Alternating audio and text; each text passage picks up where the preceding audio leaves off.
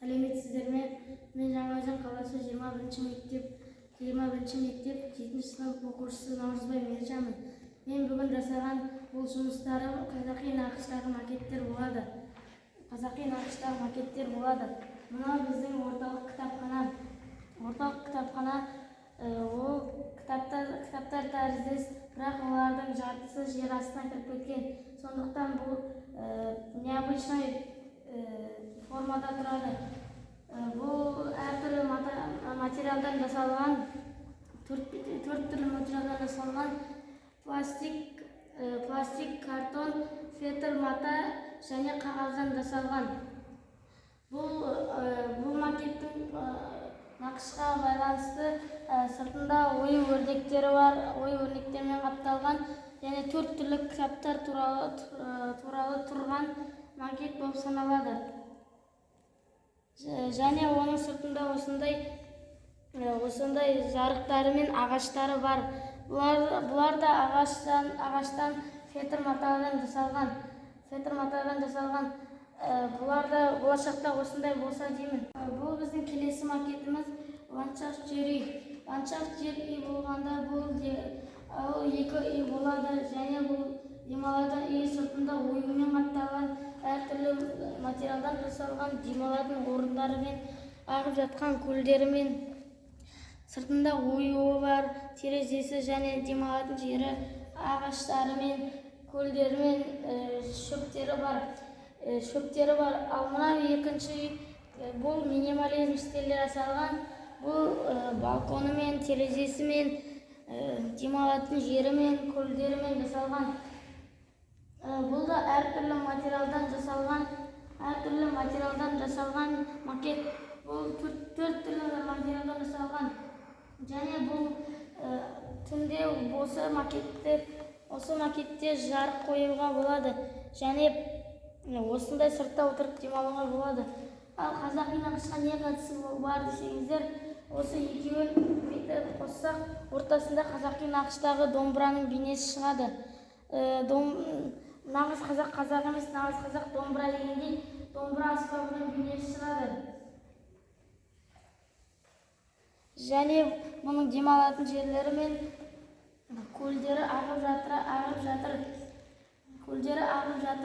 Ол төрт түрлі материалдан жасалған фетр мата, қағаз, ағаш және картоннан жасалған. Келесі макетіміз бұл этно-қонақүйдің қазақи нақышқа қатысы бар болғандықтан, оның сыртында үлкен оюмен қапталған демалатын жерлері бар. Бұл қонақүй 5 этажды және демалуға болатын орындарымен жасалған. Болашақта осындай қонақүйлер салынса деймін. Өйткені адамдар қыдырып барған кезде демалатын орындар болса, осындай демалатын жерлері салынса деймін. Өйткені адамдар бір жерге қыдырып барып демалатын жерлерді іздейді, және осындай жерлерге барса болады. Бұл да әртүрлі материалмен жасалған, және түн болған кезде осындай жарықтармен қапталған, және бұны әртүрлі жерге қоюға болады. Және кеш болған кезде осы жерге сыртқа шығып демалуға болады.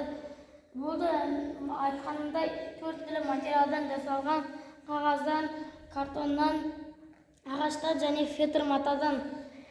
Бұл қонақүйдің ең басты ерекшелігі оның сыртындағы